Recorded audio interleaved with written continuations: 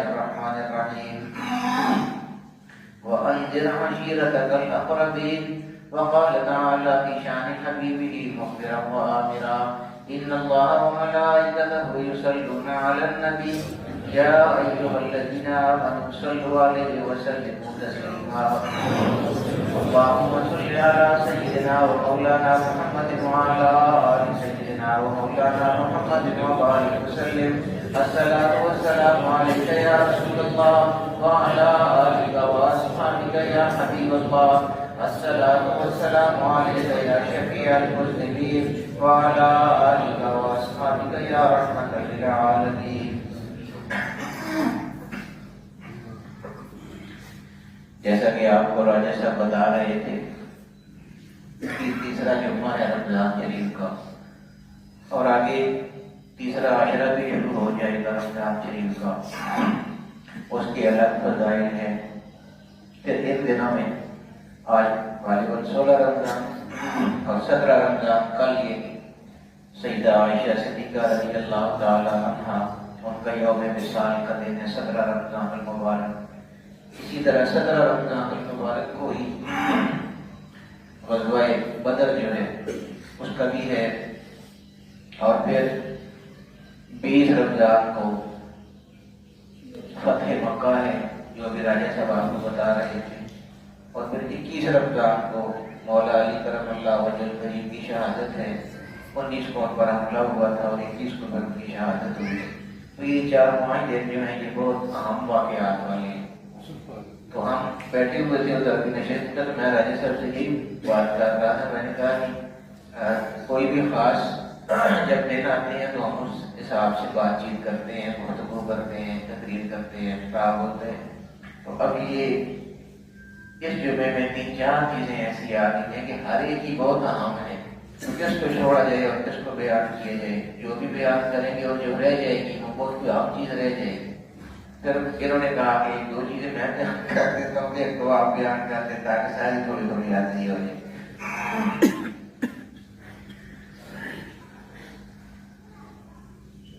حضرت علی کرم اللہ وجہ الکریم، میں آپ کو کہا کرتا ہوں نا اکثر کہ کہیں پہ کوئی شان بیان ہوگی، کسی کی بھی کوئی شان بیان ہو، بظاہر اس شخصیت کی شان بیان ہو رہی ہوگی، لیکن در حقیقت آقا مولا کی شان اس میں بیان ہو رہی ہے. یہ حقیقت بات ہے. میں اکثر آپ کو ایسی چیزیں بتاتا رہتا ہوں.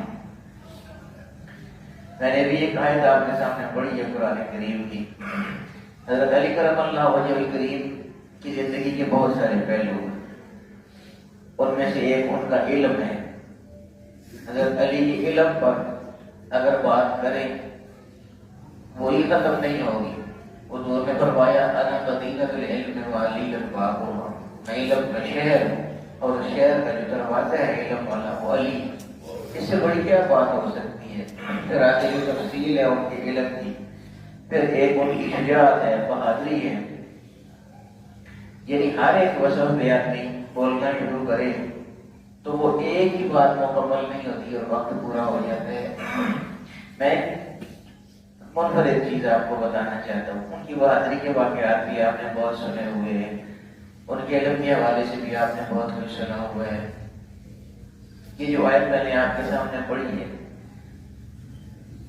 اس میں اللہ پاک نے حضور علیہ السلام کو فرمایا، دیکھیے نا اسلام تو نام ہی اس چیز کا ہے.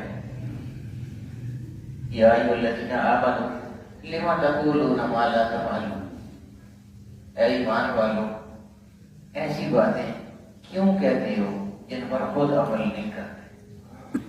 یہ قرآن کی آیت ہے.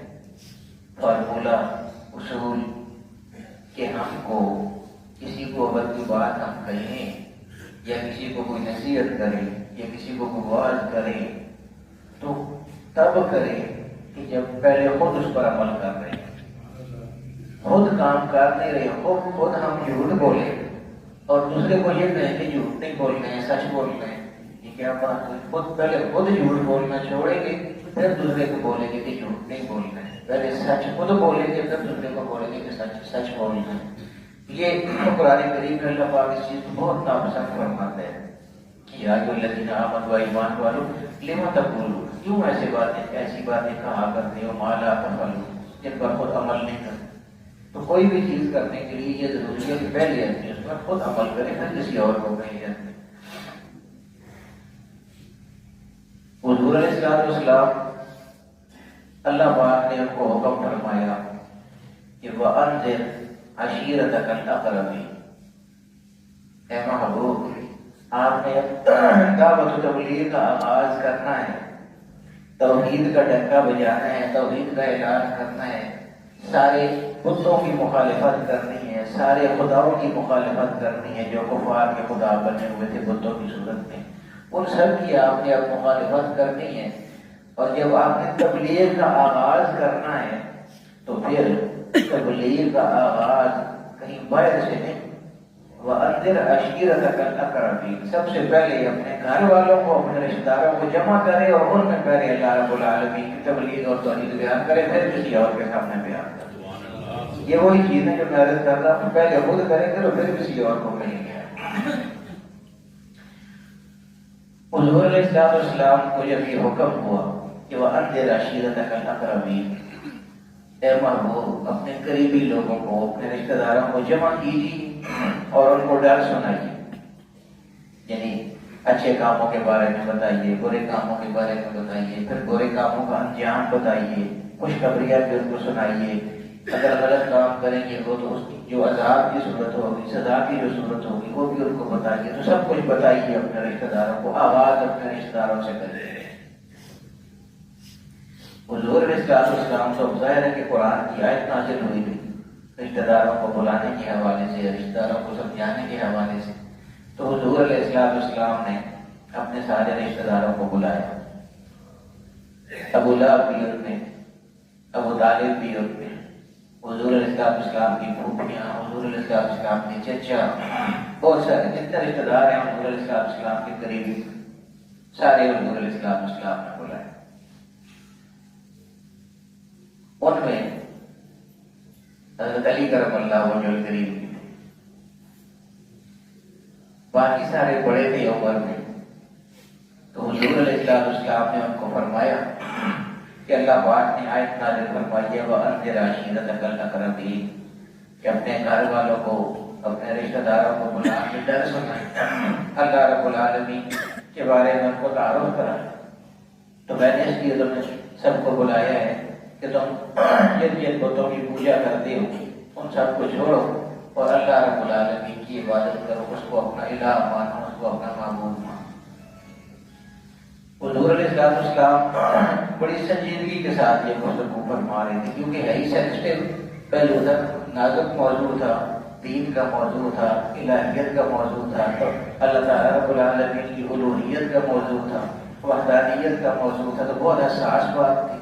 پھر اس ماحول میں جہاں سارے مشرک تھے، بتوں کی پوجا کرنے والے تھے، تو اس کے لیے حضور علیہ السلام نے اس چیز کا اہتمام کیا ہوا تھا کہ بہت سنجیدگی کے ساتھ گفتگو فرما رہے تھے تاکہ ماحول میں اس کا اثر ہو. ہوتا ہے نا جب بھی کوئی آدمی خطاب کرتا ہے یا کوئی بات کرتا ہے تو ماحول کو اپنے ساتھ ملانے کے لیے اس کا ایک اپنا انداز ہوتا ہے. بہت دفعہ ایسے ہوتا ہے تبدیل کرتا رہتا ہے، سامنے والوں کی توجہ ہوئی نہیں ہوتی ہے، سنی نہیں رہی ہوتی.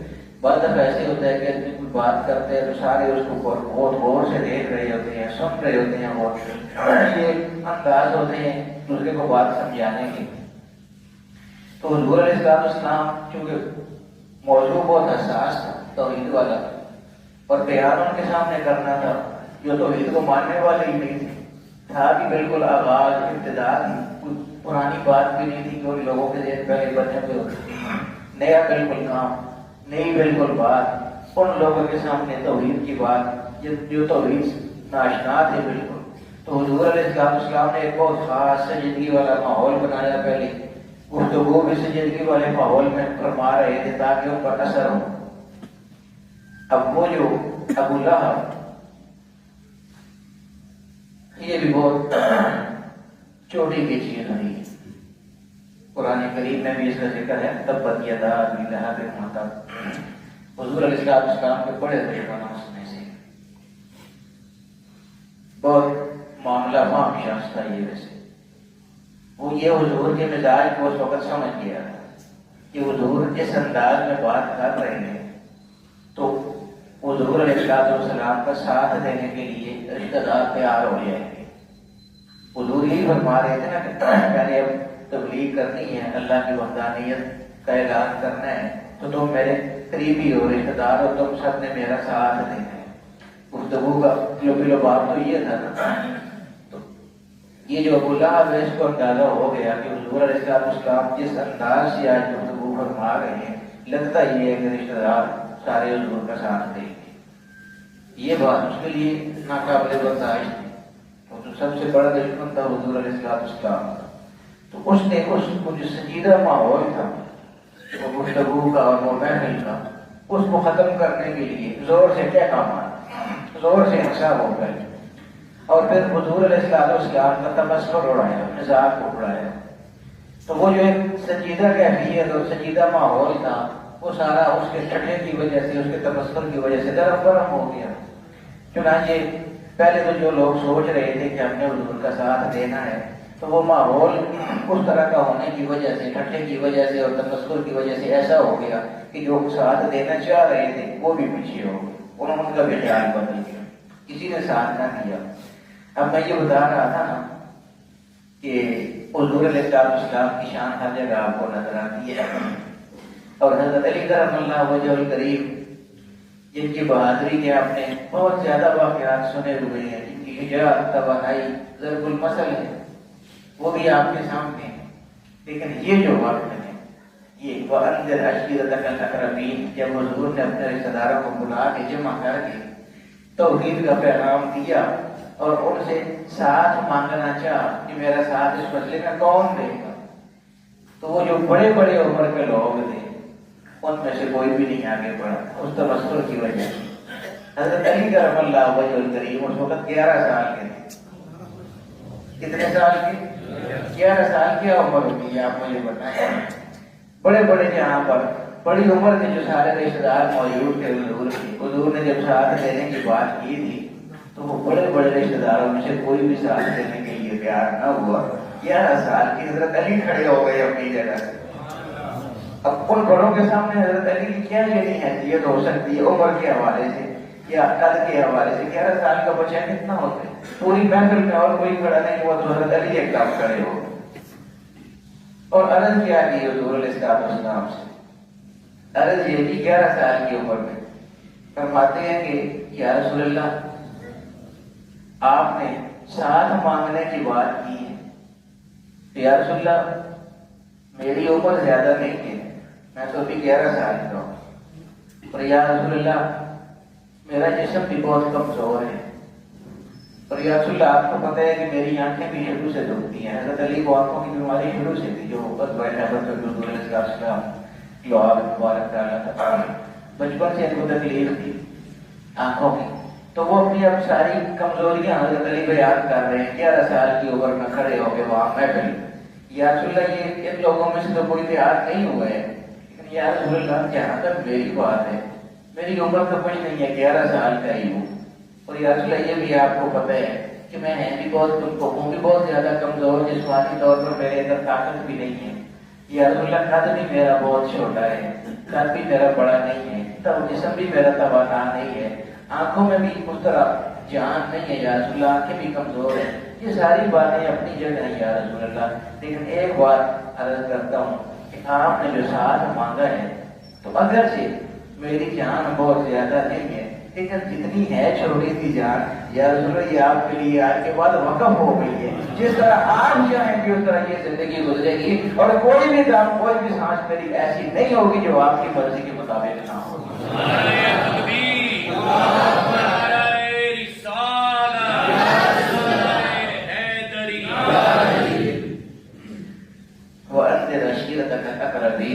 اپنے رشتہ داروں کو بلائیے اور ان کو ڈر سنائیے۔ تو یہ حضور علیہ السلام نے ڈر سنایا۔ حضرت علی کرم اللہ وجہ الکریم 11 سال کی عمر میں حضور علیہ السلام کا ساتھ دینے کا وعدہ کیا۔ حضور علیہ السلام نے جب یہ بات سنی، اب یہ دیکھیے نا، وہ میں کہتا ہوں نا کہ حضور کی شان ہر جگہ آپ کو نظر آتی ہے۔ حضور علیہ السلام نے جب ان کا یہ اعلان سنا 11 سال کی عمر میں محفل میں کھڑے ہو کے جو انہوں نے اعلان کیا تھا بڑے زوردار انداز میں، یا رسول اللہ زیادہ بڑی جہان تو نہیں ہے لیکن جو ہے وہ اب آپ کی ہے اس کے بعد، تو حضور کا دل پتہ نہیں کس انداز میں خوش ہوا کہ پھر وہی بچہ جس کی ٹانگیں کانپتی تھی، وہی بچہ جس کی آنکھیں دکھتی تھی، وہی بچہ جس کے جسم میں طاقت نہیں تھی، وہی بچہ جو کھڑا نہیں ہو سکتا تھا صحیح طرح، حضور کا جب دل خوش ہوا ان کے اعلان کی وجہ سے، تو پھر یہی بچہ جو کھڑا نہیں ہو سکتا تھا، جس کی ٹانگیں کانپتی تھی اور جس کے جسم میں جان نہیں ہوتی تھی، پھر جب حضور کا دل خوش ہوا تو پھر یہی بچہ ایسا بنا کہ عرب میں ضرب المثل ہے نہیں کہ لا فتح الا علی لا سیف الا ذوالفقار، اگر کوئی تلوار ہے تو وہ تلوار وہ ہے کہ جو ذوالفقار ہے، اور ذوالفقار جو ہے اس کو اگر چلانے والا کوئی ہے تو کوئی اور نہیں ہے، وہ پھر حیدر کرار ہی ہے۔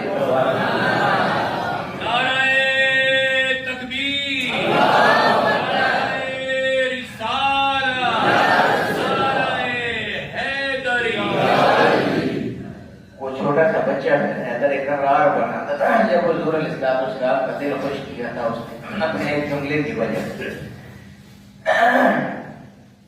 بہت عجیب طاقت اللہ تعالیٰ نے ان کو عطا فرمائی تھی۔ پھر وہی بات ہے کہ پہلے ان کا جسم کمزور تھا، اس میں طاقت نہیں تھی، پھر جب اللہ پاک نے طاقت عطا فرمائی تو پھر ایسی طاقت عطا فرمائی ان کو شیر خدا پھر کہا جاتا ہے۔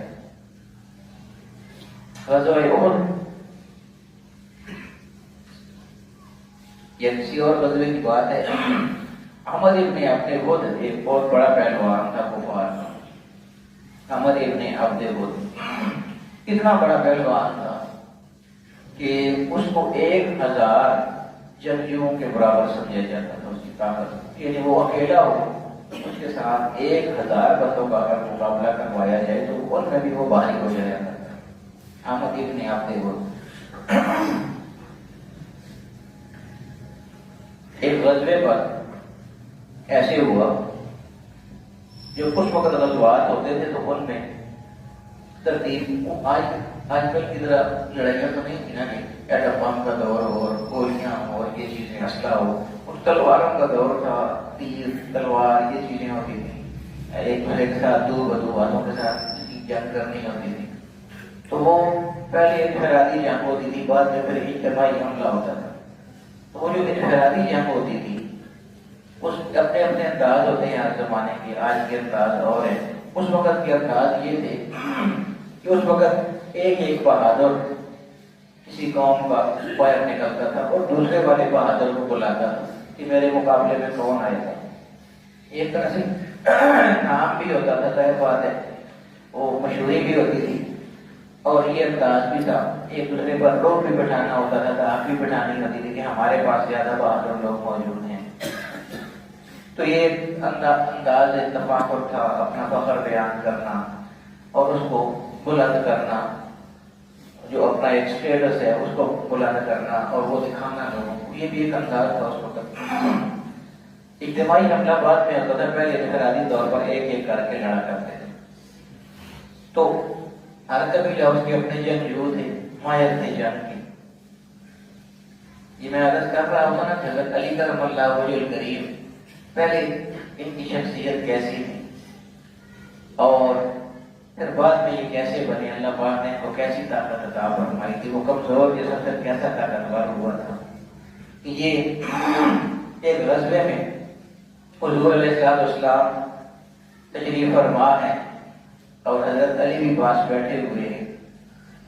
اس وقت بھی حضرت علی اتنے بڑے نہیں ہوئے تھے، عمر چھوٹی تھی حضرت علی کرم اللہ وجہ الکریم۔ حضرت علی بھی پاس بیٹھے ہوئے ہیں، حضور بھی بیٹھے ہوئے ہیں، باقی سارے صحابہ بھی بیٹھے ہوئے، جنگ کا موقع ہے، غزوہ ہے۔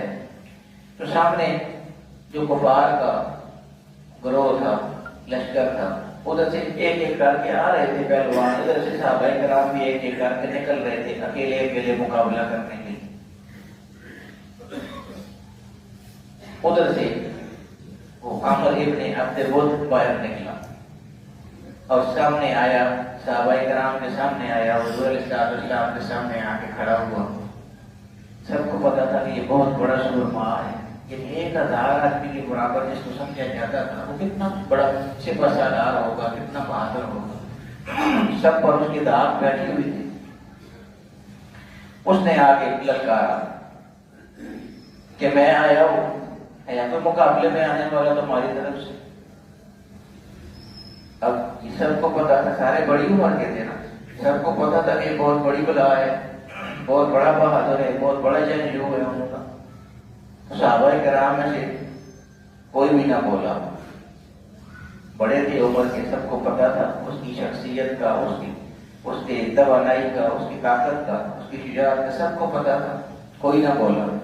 اگر طریقے چھوٹے تھے نا، یہ ایک دم کھڑے ہو گئے کہ ہاں میں آتا ہوں۔ حضور علیہ السلام نے ان کو کندھے سے پکڑ کے نیچے بٹھایا زبردستی اور فرمایا نیچے بیٹھ، پتہ نہیں ہے وہ عامر ابن عبد الود ہے۔ حضرت علی کو تو نہیں پتا تھا کہ وہ کتنا بڑا سورما ہے، حضور نے کندھے سے پکڑ کے ایسے جھٹکا ان کو، حضرت علی بیٹھ نہیں کی، مزاج تو وہی تھا نا ان کا بہادری والا، بے شک عمر چھوٹی تھی۔ پھر دوبارہ اس نے للکارا کہ کوئی نہیں ہے تم میں جو آگے میرے ساتھ مقابلہ کر سکے۔ پھر باقی صحابہ کرام میں سے کوئی نہ بولا۔ حضرت علی پھر اٹھ کے کھڑے ہو گئے، حضور علیہ السلام نے پھر ان کے کندھے پہ ہاتھ رکھ کے جھٹکا، ان کے نیچے بیٹھ، پتہ نہیں ہے عمر ابن عبد الود ہے۔ پھر حضرت علی بادری نوخاستہ بیٹھ گئے نیچے۔ تیسری بار پھر اس نے للکارا، اور اس بار جو اس نے للکارا وہ للکارا نہیں بلکہ اس نے تانا دیا۔ اس نے یہ الفاظ بولے کہ میں نے تو سنا تھا کہ تمہارے ہاتھوں اگر کوئی کافر مر جائے تو وہ جہنم میں جاتا ہے، اور تمہارا عقیدہ تو یہ ہے کہ تم میں سے اگر کوئی مر جائے تو وہ جنت میں جاتا ہے، شہید ہوتا ہے۔ تو آج شہید ہونے کا کسی کو شوق نہیں ہے، جنت میں جانے کا شوق کسی کو نہیں ہے آج تم میں سے۔ یہ ایک دانا تھا بہت بڑا۔ اب حضرت علی کرم اللہ وجہ کے اٹھے تو پھر حضور نے پھر فرمایا کہ بیٹھ جاؤ، یہ عمر ابن عبد الود ہے۔ اب لیکن حضرت علی کرم اللہ وجہ کی وحدانیت والی راہ ہے نا، وہ پڑک چکی تھی اب نا۔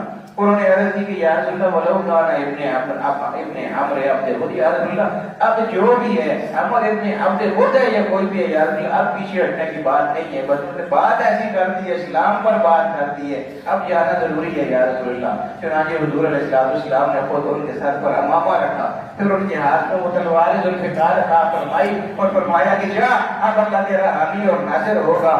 یہ چلے گئے حضرت علی کرم اللہ وجہ الکریم۔ ادھر عمر ابن عبد الود کھڑا ہے، وہ سورما، وہ بڑا طاقتور شخص، اس کے سامنے حضرت علی کرم اللہ وجہ الکریم کھڑے ہیں۔ ادھر کے جو کفار ہیں پنی طرف کے، وہ سارے بہت زیادہ خوش کہ یہ تو ہمارا بہت بڑا طاقتور بندہ ہے، اور اس کے سامنے یہ چھوٹا سا نا تجربہ کار بچہ آ گیا ہے، یہ کیا مقابلہ ہوگا؟ ہم تو سوچ رہے تھے کہ بہت بڑا مقابلہ دیکھنے کو ملے گا۔ ادھر مسلمان بیچارے یہ جتنے تھے صحابہ کرام، یہ اپنی جگہ پر پریشان تھے کہ ان کو تو پتا تھا کہ وہ کتنا بڑا پہلوان ہے، اور یہ بھی پتا تھا کہ حضرت علی کرم اللہ وجہ الکریم کی عمر اور تجربہ اس کے سامنے کچھ بھی نہیں ہے۔ یہ اپنی جگہ پریشان کہ اللہ جانے کیا ہوتا ہے، دونوں طرف سے نظریں ٹکی ہوئی ہیں، یہ بھی دیکھ رہے ہیں، وہ بھی کفار بھی ادھر سے دیکھ رہے ہیں کہ کیا ہوتا ہے، اللہ جانے نتیجہ کیا آپ نکلتا ہے۔ حضرت علی کرم اللہ وجہ الکریم وہ اتنا بڑی شخصیت، اتنا بڑا جنگجو، اتنا بڑا بہادر، اس کے سامنے جب پہنچے تو بجائے اس کے کہ اس کی شخصیت سے وہ متاثر ہوتے یا اس سے کوئی خوف کھاتے یا اس سے کوئی ڈرتے، الٹا جا کے اس کو کہتے ہیں کہ عمر بات سن، میں نے سنا ہے کہ تو اتنا بڑا بہادر ہے کہ تیرے سامنے جو بھی آتا ہے مقابلے کے لیے، اور وہ اگر تیرے سامنے کوئی ایک دو شرطیں یا مطالبات رکھ لے تو تو 2-3 میں سے ایک ضرور مان لیتا ہے۔ اس نے کہا ہاں، بڑا تھا نا، اسٹیٹس اس کا بڑا تھا، اپنے آپ کو بڑی چیز بھی سمجھتا تھا، گھمنڈ بھی بہت زیادہ تھا۔ تو اس نے کہا ہاں ایسا ہوتا ہے، میرے سامنے اگر کوئی 2-3 مطالبات رکھ دے تو میں ایک تو ضروری مان لیتا ہوں۔ اب یہ حضرت علی کرم اللہ وجہ الکریم کی عجیب ہی مزاج ہے۔ اس کو فرمایا کہ میں بھی 2-3 باتیں تمہارے سامنے رکھنا چاہتا ہوں، کوئی ایک تو ان میں سے مان لو۔ اس نے کہا ہاں بتاؤ، اپنی باتیں بتاؤ، کیا کہنا چاہتے ہو؟ فرمایا کہ پہلی بات تو یہ کہنا چاہتا ہوں کہ چھوڑ اس مقابلے سے، خراب ہو جائے گا، واپس چلا جائے گا۔ دیکھیں ایک میں یہ بتا رہا ہوں نا کہ اس کی حیثیت دیکھیں، اور علی کرم اللہ وجہ الکریم کی عمر اس کے مقابلے میں دیکھیں، ان کا تجربہ دیکھیں، اس کا تجربہ دیکھیں۔ بجائے اس کے کہ اس کے سامنے جا کے مرغوب ہوتے. اب مرغوب کیوں ہوں کہ ماما جو حضور علیہ السلام نے پہنا کے رخصت کی ہے, تلوار جو سرکار کو حضور علیہ السلام نے دے کے بھیجی ہوئی تھی, کیوں پریشان ہوتے, کیوں اس سے دبتے, اس کے سامنے جا کے بڑے مجھے کا خیز انداز میں اس کو یعنی کہ دوسری طرح اگر کہے تو اس کو تنگ کرنے والے انداز میں اس کے ساتھ مخاطب ہو رہے ہیں. فرماتے ہیں کہ چھوڑ یہ ساری باتیں, واپس چلا جا, یاد یہ ہے کہ جو میں کہتا ہوں وہ تو بھی مان لے, کلمہ پڑھ لے, حضور کا لا الہ الا اللہ محمد رسول اللہ پڑھ لے, تو ہمارا جھگڑا ہی ختم ہو جائے گا. نہ تیرا کوئی جھگڑا میرے ساتھ, نہ میرا کوئی تمہارے ساتھ جھگڑا, بھائی ہو جائیں گے دونوں. تو کوئی تو بات میری مان لے. اس نے کہا یہ نہیں ہو سکتا. پھر اس نے کہا کہ تو ہے کون جو میرے سامنے اس طرح باتیں کر رہا ہے. انہوں نے کہا کہ میں علی ہوں. میں نے کہا کون علی؟ فرمایا کہ میں ابو طالب کا بیٹا ہوں. اس نے کہا او ابو طالب تو میرا بہت اچھا دوست تھا, تم اس کے بیٹے ہو؟ نہیں نہیں, میں اپنے دوست کے بیٹے کے ساتھ لڑائی نہیں کر سکتا. حضرت علی کرم اللہ وجہ الکریم نے فرمایا کہ تو کر سکتا ہے یا نہیں کر سکتا ہے, پر ہمارا جو دین ہے نا اس میں چاچا ماما کوئی نہیں ہوتا ہے, میں تو تجھے نہیں چھوڑنے والا. اس کو بہت غصہ آیا, بہت غصہ آیا اس کو اس بات پر. اور اس دن کے خاص طور پر وہ تمسکرانہ جو انداز تھا, اس کو چڑھانے والا جو انداز تھا, اس کی وجہ سے بھی اس کو غصہ آیا ہوا تھا.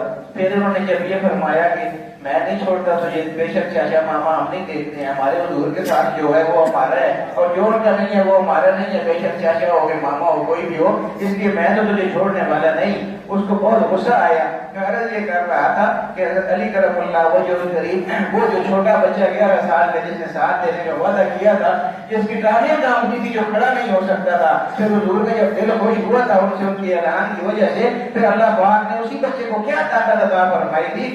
یہی عامر ابن عبد ود جس کا مقابلہ ہو رہا ہے, دونوں طرف لوگ دیکھ رہے ہیں, ٹکٹکی بھرتے ہوئے دیکھ رہے ہیں کہ کیسا مقابلہ ہوتا ہے. اس نے جب یہ سنا حضرت علی کرم اللہ وجہ الکریم سے کہ میں چاچا ماما نہیں دیکھتا ہوں, میں تو کاٹ دوں گا ہم تجھ کو, اس کو غصہ آیا. اس غصے میں اس نے حضرت علی کرم اللہ وجہ الکریم پر زوردار وار کیا تلوار کا. وہ عمر ابن عبد ود جس کی طاقت 1000 بندے کے برابر, 1000 بندے کے برابر نہیں 1000 بہادر کے برابر, اس نے وار کیا حضرت علی کرم اللہ وجہ الکریم شیر خدا پر. حضرت علی کرم اللہ وجہ الکریم نے ڈھال پر اس کی تلوار کو روکا, اس کے وار کو روکا, اور پھر اس کے ساتھ ہی شیر خدا کا ہاتھ فضا میں بلند ہوا. اب اس کو آپ بجلی کہے یا برق کہے کیا کہے, وہ تلوار جب گری پر ذوالفقار اس کے بدن پر اور اس کے سر پر وہ لگی, اور لارحین لکھتے ہیں کہ اس پہ کوئی ایسی طاقت موجود تھی اس وقت جو حضرت علی نے وار کیا تھا کہ عمر ابن عبد ود وہ جو 1000 پہلوانوں کا پہلوان تھا, ان کے سر پر جو وہ تلوار پڑی تو سر سے لے کر پاؤں تک اس کو 2 حصوں میں چیرتی ہوئی چلی گئی, اور وہ 2 حصوں میں کٹ کے زمین پر گر دیا ایک ہی وار. نعرہ تکبیر,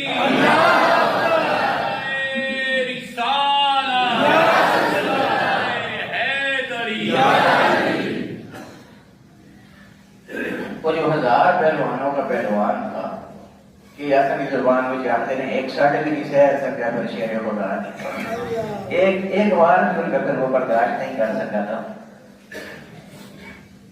ان کا ایک اور بھی بہت بڑا اعزاز ہے, وہ بھی منفرد ہے بہت, کہ میں آپ کو کچھ منفرد چیزیں ان کی آج بتا رہا ہوں. آپ جانتے ہیں کہ بہت سارے صحابہ کرام, بلکہ اکثر صحابہ کرام, ان کے نام جب ہم لیتے ہیں